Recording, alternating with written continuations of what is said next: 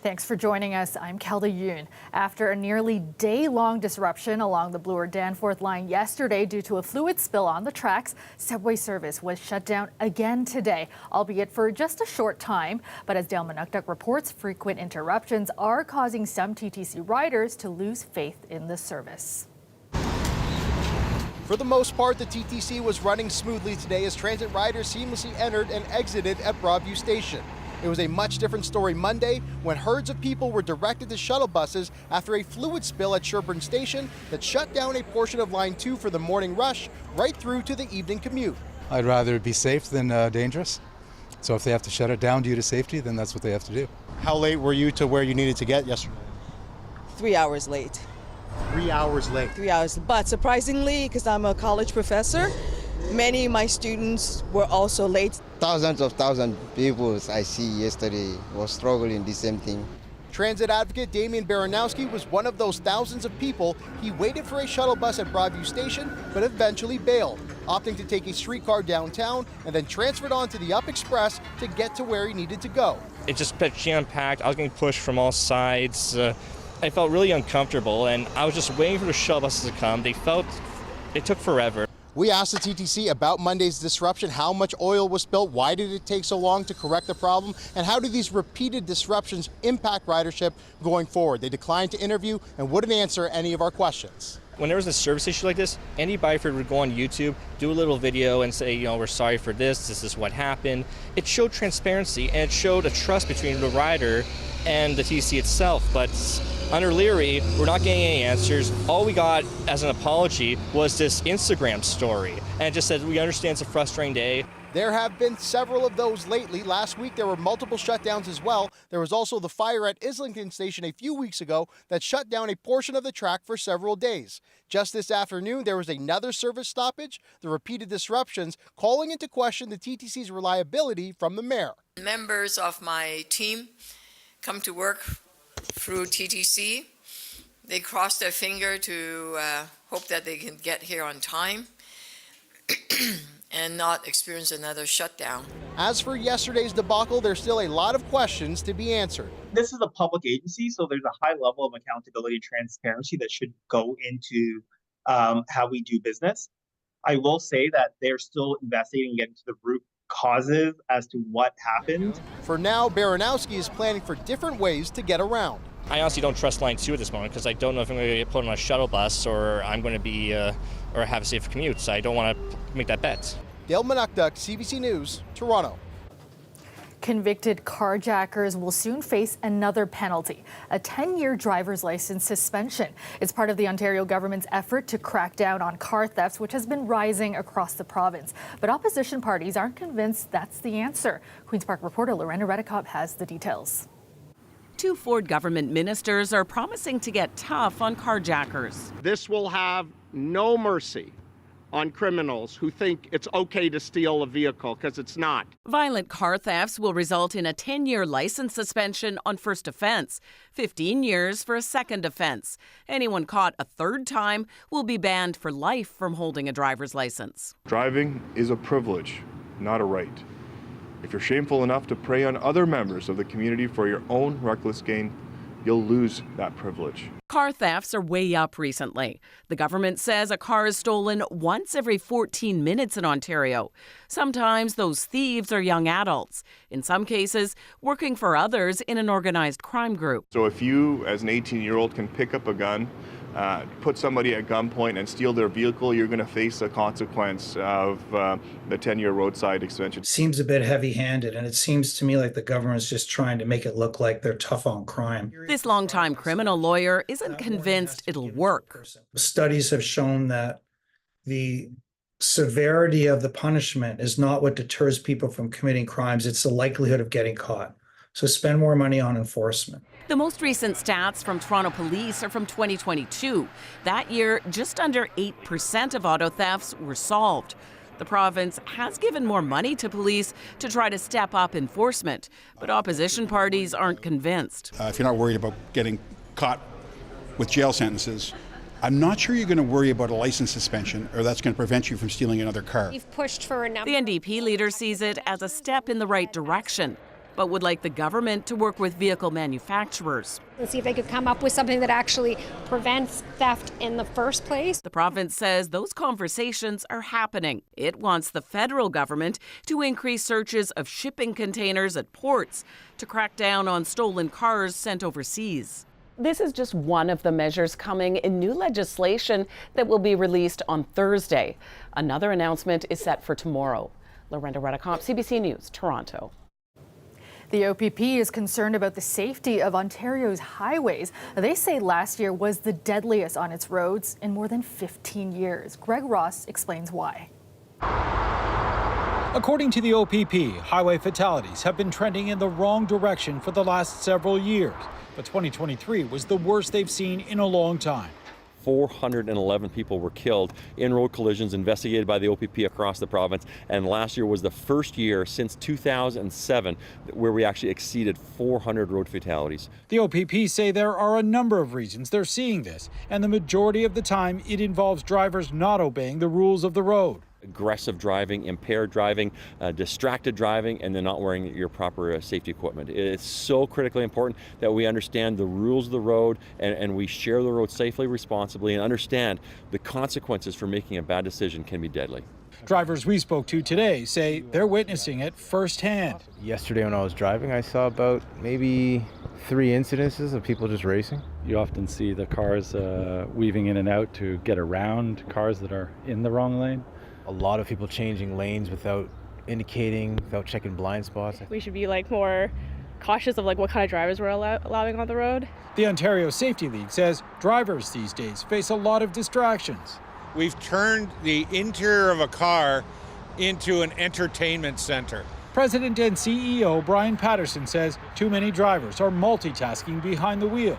What we're really seeing is bad driving habits, particularly distracted drivers, who are putting everybody at risk while they're exceeding the speed limit, trying to change the channel, and have a Zoom call with their staff while driving. With the long weekend coming up, the OPP say they'll be out looking for distracted drivers and anyone else not following the rules of the road. Greg Ross, CBC News, Toronto.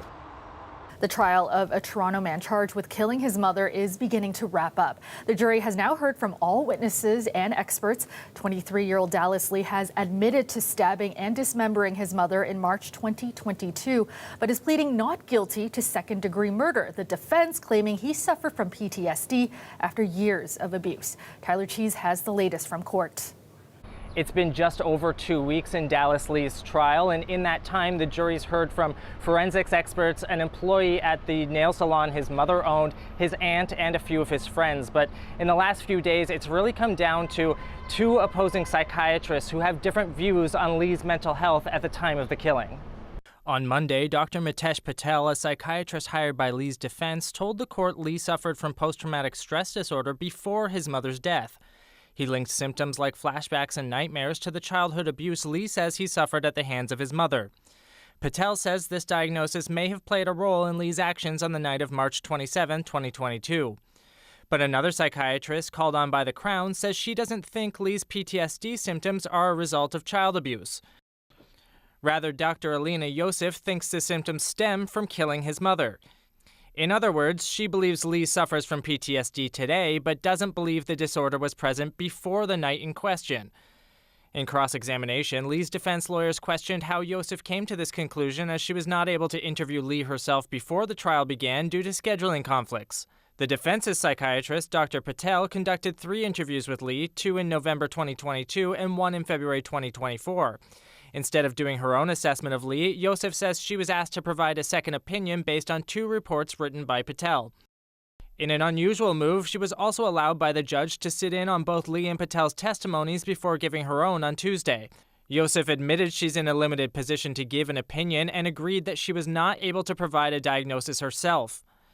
But she maintained throughout that based on Patel's reports, she did not see any evidence that Lee exhibited signs of PTSD before he killed his mother. She also noted there were no previous medical records to corroborate Lee's mental state from before that time. In his own testimony last week, Lee admitted to killing his mother but said it was never his intention. The judge has instructed the jury to reconvene Thursday to hear closing arguments from both sides. Following that, the charge to the jury begins on Tuesday, May 21st, with deliberations to follow. Tyler Cheese, CBC News, Toronto. We have an update now to the shooting outside Drake's mansion last week. Toronto police say the security guard who was shot is now in stable condition. The shooting happened last Tuesday shortly after 2 a.m. outside the rapper's Bridle Path property. The security guard was rushed to hospital in critical condition where he underwent surgery. Police say the shooting was not related to the one that happened earlier the same morning near Winona Drive and Vaughan Road. Police have not released any suspect description and no arrests have been made so far. Protests erupted at City Hall today during a flag-raising ceremony to recognize Israel's Independence Day. The city has raised the Israeli flag for more than a decade, but some groups say now is not the time. As Jews, we scream it loud! As Jews, we scream it loud! Israel doesn't make us proud! Israel doesn't make us proud! Police and security were on hand at Nathan Phillips Square, where a few dozen people protested the ceremony. One of the groups, called Jews Say No to Genocide, say they're disappointed the flag is being raised given the ongoing war in Gaza. Mayor Chow did not attend the flag raising, saying that it was divisive because of the war in the Middle East. And she added that neither she nor City Council are responsible for which flags are raised. The protocol office has that authority.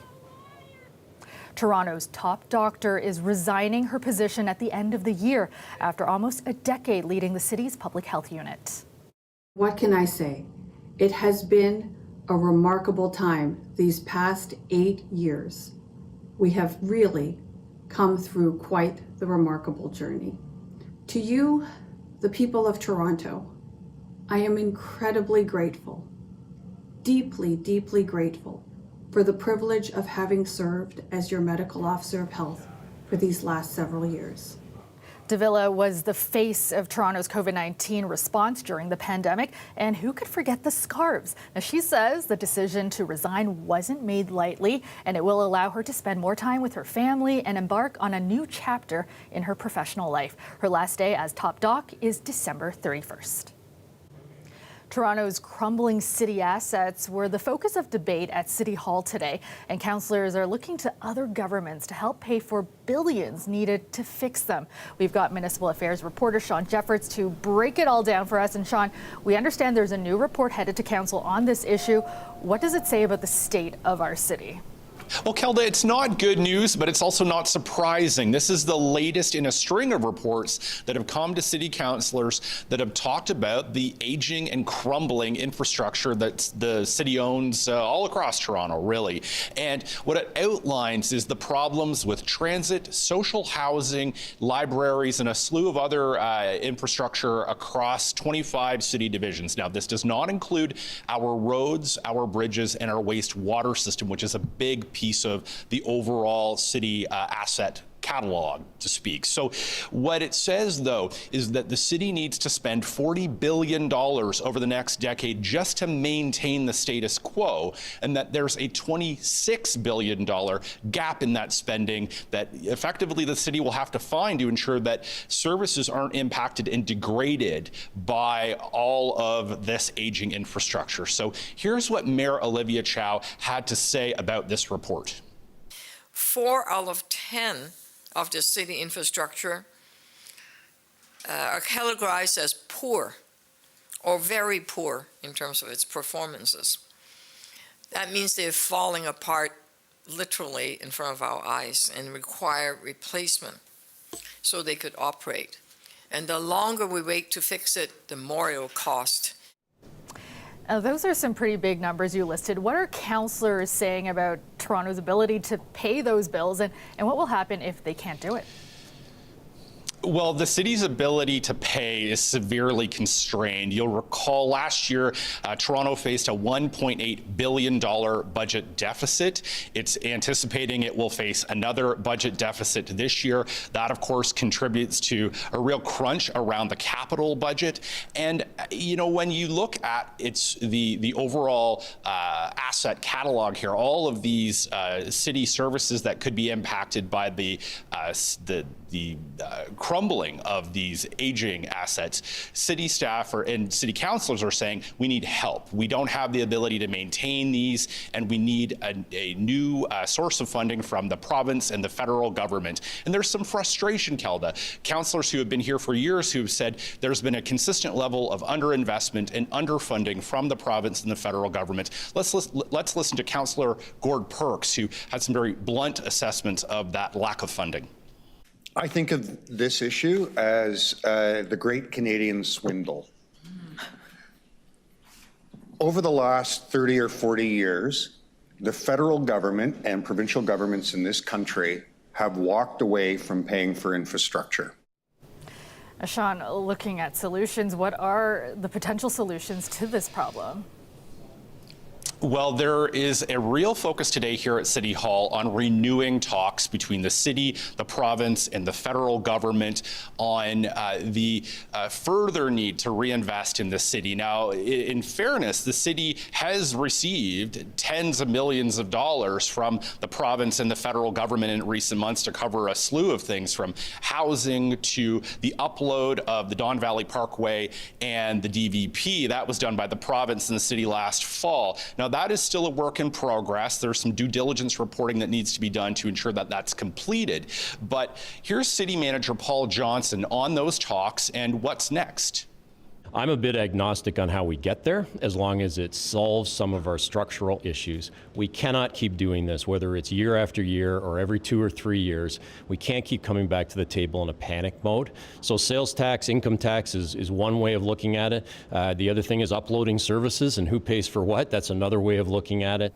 So you can hear Johnson talking right there about potential revenue tools, taxes or fees that could be a part of a new agreement. He's hoping, he says he's, as he said, they're agnostic about what the particular solution might be, but one of them is required that grows with the economy. And he's hoping that the province, the city, they can reach what he calls a New Deal 2.0, Kelda. So much, Sean. That's our Sean Jeffords reporting from City Hall. Leafs and Raptors fans have some big changes to look forward to at Scotiabank Arena next season. Come next fall for the beginning of the Raptors and the Leafs season, all the fans, all our partners will see something completely different, far more fan-friendly than ever before. A groundbreaking at the home of the Maple Leafs and Raptors today. MLSE President Keith Pelley says the second phase of construction focuses on the 100 level of the arena and improving the fan experience. It's part of a $350 million investment to the sports and concert venue that will see upgrades to concourses, clubs, suites, and food and beverage spaces. Previously called Air Canada Centre, Scotiabank is in its 25th year as Toronto's main indoor sports venue. MLSE says the renovations will impact some concerts over the summer. Toronto's women's hockey team will have to wait another day to try to advance to the PWHL finals. In the middle, and Toronto's so good, but they score! Minnesota keeping their playoff hopes alive last night, beating Toronto 2-0. Toronto now leads the best-of-5 semifinal series 2-1. Toronto also losing Natalie Spooner during the game. Spooner suffering a lower body injury from a hit she took in the third period. Game 4 will be played tomorrow night in Minnesota. Residents in parts of Fort McMurray, Alberta, have been ordered to leave their homes because of an encroaching wildfire. Authorities say crews will be better able to battle the blaze if nearby residential areas are vacated. We got an alert yesterday, so we're just being really proactive and just, I asked my kids, so I have 4, and I asked them to just pack a bag overnight so that's ready to go in case we have to evacuate. People who are unable to leave on their own have been asked to report to designated muster points where transit buses will be on standby to take them to safety. The wildfire threatening the community has now consumed almost 10,000 hectares thanks to shifting winds and rising temperatures. Now, thanks to hot, dry weather, more than 50 wildfires are burning across the province as of this morning. That includes 2 out-of-control fires, one near Wood Buffalo and another near Grand Prairie.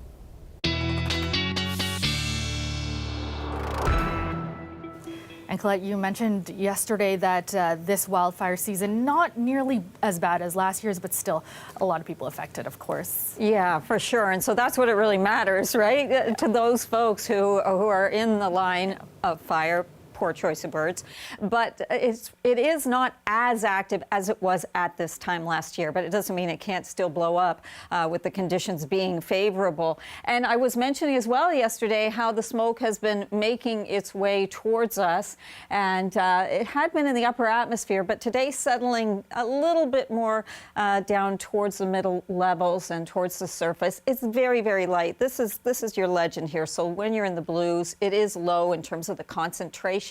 But I do just want you to be aware, because again, if you do have any respiratory issues and you're finding things a bit difficult, this is likely why. So you may need to take it easier, spend more time indoors. And it kind of stays around this level as we go through tomorrow and even into Thursday as well, before it's kind of breaking up a little bit. All right, travel with me south now. We'll head to the U.S. just to show you active weather again today, pockets of it pushing through Tennessee, Kentucky, also what's coming in here through the Gulf, headed towards the Panhandle and all the way down towards about Tampa and Florida, with the risk of some severe weather, tornadic activity possible. And they were doing a little bit better. Today would be the 20th day in a row with tornadic activity. I say doing a bit better. Yeah, just a few moments ago, finally, or it has come in, that there's a tornado being reported in Sherman, Kansas. There may be more activity as we go through the evening hours there. So now it is 20 days in a row. May is a very busy month, the busiest for tornadoes in the U.S. But this month alone, we're only about halfway through, right? They've had 237, actually 238 now, and average would be about 275. So they're way ahead of the game there. Very, very busy month there. We had a few thunderstorms, not just on our frontal boundary that I've been talking about. There weren't thunderstorms there today. It was just bubbling up here back towards Brantford and Hamilton. Those are dissipating. So is the front, that stationary front to the north. A stray little shower passing by, that potential towards the city. It's there, but I really see everything kind of weakening and drying out and staying a little bit more towards Hamilton and back to the west from there. So into tomorrow, we'll probably have kind of variable skies, a bit of cloud with the sun, but I'm thinking more sun than cloud through a good chunk of the day. So it is looking pretty nice, just the slimmest chance of an isolated shower. Our current temperatures, you can see the cooler air with that frontal boundary, but we're still holding in there at 18, and we'll be doing pretty good as we go through the overnight hours. Very mild at 13, and tomorrow's high, look at that, we're headed back up to about 20 degrees. I like that. Thanks so much, Colette. You're welcome.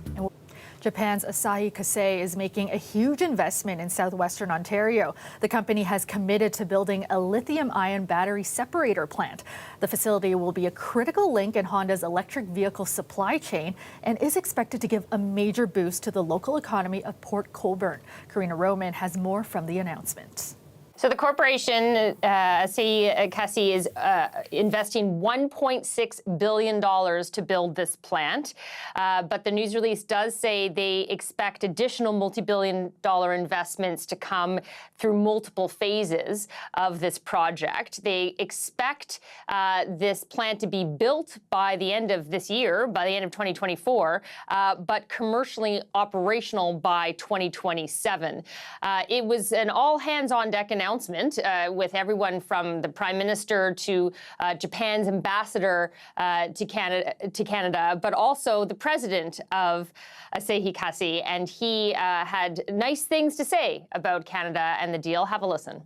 We, the Asahi Kasei Group, contribute to life and living for people around the world.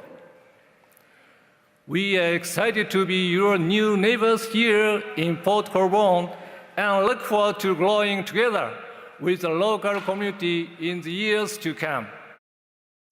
Now, he also had some interesting things to say via a translator in terms of answers to questions from reporters about, why Port Colborne, why Canada, revealing that actually, initially they had looked at Europe and the U.S. Canada was sort of their third choice in terms of looking at things and investigating opportunities. But he talked about, obviously, the incentives through tax credits and investments that the Canadian government and the provincial government were willing to give, but also the available human resources. And this is something that the government, Justin Trudeau's government, continues to say, is that the thing that attracts this investment is actually the people and the workers that are available to do the work here in Canada. Have a listen to that. People who are strong, capable, ambitious, forward-thinking, hard-working. This, in a growing population, is exactly what investors from around the world are looking for,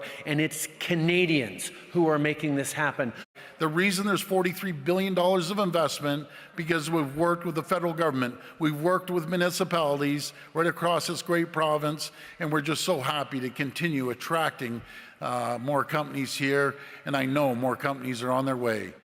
What we don't know is the federal portion, the federal investment, the number that they have settled on in terms of both direct, in terms of money, and indirect in terms of tax credits that they would be putting up to attract this investment from Japan, from Masaya Kasi, because we were also unsure of whether it's going to be part of the $15 billion already announced as the Honda deal, since this is sort of part of the Honda deal, or in addition to that. And we also don't know how many jobs this will create, especially for Canadians. How many of those jobs that are created will go to Canadians? So those are two very big, outstanding questions that still need to be answered. And obviously, jobs were talked about a lot at the news conference, including from François-Philippe Champagne, the federal minister who is at all these announcements because he's such a key player in making them happen. And he was asked about this, and he did talk about maximizing Canadian jobs, but you'll notice in this clip that he doesn't actually give an exact figure. Have a listen. Our jobs is to maximize the opportunities for Canadians, whether it's Canadian workers, Canadian construction workers, but also the whole supply chain, because you're looking at generational investments that are going to create tens of thousands of jobs over the lifetime of the plan. So I can assure you that in all our discussions with partners like Asahi Kasei and all the others, we've always made sure that we maximize the number of jobs for Canadians. Now, in the news release, they did talk about how those details will be coming in the near future. So we should get those numbers, I guess, eventually. But the leader of the NDP, for example, Jagmeet Singh, saying this is, well, he welcomes this announcement. He thinks it's a good thing. He is concerned about the lack of ironclad guarantees when it comes to money, corporate welfare, as some would frame it, without guarantees of a certain number of Canadian jobs. So that was his concern. And Pierre Poilievre, the leader of the Conservatives, was also asked his reaction to this investment. He sidestepped the question and didn't really talk about whether he was supportive of it or not, or whether he would scrap it if he were to form government after the next election. Thanks, Karina. Karina Roman reporting from Ottawa. Our country has lost a literary icon. Celebrated Canadian author Alice Monroe has died at the age of 92. Monroe won the Nobel Prize for Literature in 2013, and she was celebrated worldwide, winning the International Man Booker Prize, as well as 3 Governor General's Literary Awards and 2 Giller Prizes. Deanna Sumanek-Johnson has more on Monroe's incredible life and career. Someone, the person crying out, kill me now." She wrote about the wonders and disasters in the lives of everyday people, but Alice Monroe's short stories were anything but ordinary. And I don't write about, secret agents or people who have psychic experiences or something like this, but I never consider these people ordinary. Alice Monroe was born in Wingham, Ontario, the kind of small town where many of her stories took place. She married her first husband, Jim Monroe, at 20 and soon became a mother of 3 children. I just had very, very short times when I could write because I had little kids and no help. And so I couldn't possibly see a year ahead of me when I could write a novel. So I decided, well, while I'm learning how to write a novel, I'll write a few short stories. Monroe's life also provided inspiration for the content of her stories. Of course, it's my mother I'm thinking of. My mother, as she was in those dreams, saying, "It's nothing, just this little tremor." She lost her mother at a young age. Her daughter Catherine died when she was just a day old. That sense of loss trickled into her stories as they won over readers and literary prizes year after year. Gift of knowledge, the most priceless gift you can give your children. Monroe's stories also inspired dozens of film and TV adaptations, including Sarah Polley's Oscar-nominated Away From Her. We've had a good life together. Those are your words, Fiona, not mine. That is not your sweater. The biggest prize in Monroe's life came in October 2013. At age 82, she became the first Canadian to win the Nobel Prize for Literature. She responded to the honor in her classic self-deprecating style. This is what you work towards. And so you wouldn't be so ungracious as to say, oh, it's all a terrible nuisance, would you? Monroe's win was celebrated around the country, and the sales of her story collections skyrocketed. It was the crown jewel in the career of the woman who, in telling private, intimate tales, ignited the imagination of the world. Deanna Sumanak-Johnson, CBC News, Toronto. Donald Trump's former lawyer and fixer testified for a second day at his hush money trial in New York. Michael Cohen faced a sharp cross-examination as Trump's lawyers tried to paint him as an unreliable witness. Trump once again lashed out against the accusations against him on his way into court. The entire world is looking on. There's a very bad thing that's happening in New York. Businesses are leaving New York because of what happened here. Cohen testified he sent false invoices to cover up the former U.S. president's reimbursements to two women who said they had affairs with Trump. Now, he said Trump knew the payments would be disguised as a legal expense. Cohen also told the court Trump confirmed he would reimburse him for the payments after they were made. U.S. Secretary of State Antony Blinkin paid an unannounced visit to Kyiv today to show solidarity with Ukraine. He reinforced his country's commitment to Ukraine in the face of an increasingly intense new Russian offensive. A significant majority of Americans believe we should continue to provide assistance to Ukraine. Indeed, the American people's support for Ukraine has been consistent over the course of the war. It has never wavered. This marks the first visit by a senior U.S. official since Congress passed the long-delayed $61 billion military aid package for Ukraine last month. Blinken admitted that the delay has left Ukraine more vulnerable to Russian attacks. To the Middle East, and the delivery of aid into Gaza is grinding to a halt. The key border crossing at Rafah remains closed, and Israeli protesters have been blocking shipments in other areas. Chris Brown has the latest. Gaza is being strangled. There's hardly any food, water, or shelter after a week when most aid trucks were blocked from delivering their supplies when Israel captured a key border crossing. Hamdi Abu Raida and his family are back in the rubble of Han Yunis after they had initially fled to Rafah. Prices here so expensive, people can't get enough food. There is no good meal. We can't even take meat because it's so expensive. He fears what will happen when the supplies his family brought with them are exhausted. I have message to all the world from humanity side, also from Muslim side, that we are human, we are like you. Israel and Egypt are blaming each other for the aid crisis. Israel says Egypt could reopen the crossing in Rafah, but won't, while Egypt says it's Israel's attack on the city that's preventing aid trucks from getting through. But other assistance for Gaza is also being blocked en route by Israeli protesters. On Monday, a group attacked a convoy that was traveling through the West Bank, and later some of the trucks were burned. We're afraid of approaching the checkpoint because of the rioting of the settlers, said one fearful Palestinian driver. The U.S., Britain, and others are demanding Israel protect the convoys. Israel said some trucks managed to enter Gaza through a northern crossing, but that's just a fraction of the hundreds of deliveries needed every day. We have never faced a situation like this.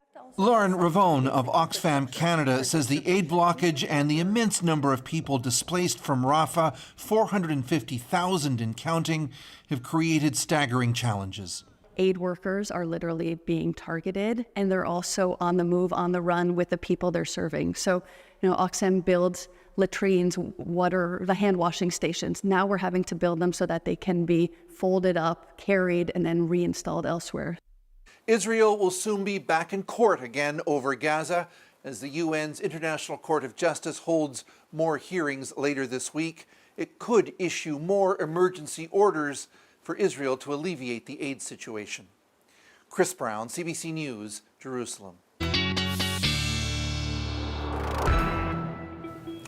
And Colette, the rest of the week looking pretty good, at least temperature-wise. Yeah, things are looking good. And also with that front that's been giving us some trouble, or at least our friends here to the north, we're seeing some improvement there too. I do want to show you some really cute video though here, if we have a moment. Yeah, look at this. Okay, this is from our cameraman, Usama, and he, now just know that he didn't disturb the babies. He found these baby rabbits. He left them alone, but he did set up one of his cameras, and so he sees the mama coming back and feeding and looking after her young. It is that time of year. We've got lots of baby animals, and it's really important with rabbits in particular. They leave the nest. They leave their babies during the day. They come and feed them dawn and dusk, and baby rabbits don't have any scent, so they're actually quite safe from prey. So if you find them, you don't necessarily want to be disturbing them or assume that they've been abandoned. You could just put everything back the way it was on top of their nest, and you can put some string across it, and then that way you see that the mom is still coming back. And if she's not, okay, then you can call 311 and get some more assistance there and some help for those babies. Love those pictures. All right, let's take a look at these current temperatures then for you here. To the north of that boundary, the cooler numbers. South of it, we've generally had some nicer readings, a little cooler around Hamilton, and you can see why, because we have that line of not only showers, but a couple of thunderstorms there that were building through the late afternoon hours. Now those are dissipating. What was there to the north is dissipating, so we are getting into drier conditions here, and it'll take a little more time here, another hour or so, but we won't see much left to this. Then through the day tomorrow, a little bit of cloud cover at times. Certainly that's going to be the case, so we'll call it variable, a mix of sun and cloud, but I think we'll get into, other than maybe midday when it'll be mostly cloudy, quite a bit of sunshine to bookend the day, so things looking pretty good, and it gets even better as we go actually into Thursday. So lots to look forward to. At least 20 degrees for the high tomorrow. You can see I have 21 here, but we'll see. And again, at times there's going to be more sunshine than this, I expect. Thursday, partly cloudy to a mix, 21 for that high. And then the next system is going to be coming in here on Friday, so we get into a chance of showers and things cool down a bit. I know it's the holiday weekend, really important forecast. Looking pretty good at this point. Yeah, and those rabbits, baby rabbits, I can watch them all day. So cute. Thanks for that. Yeah, you're welcome. And that is our show for you tonight. There will be no newscast at 11 due to NHL playoffs. We will see you back here tomorrow at 6. Have a great night, everyone.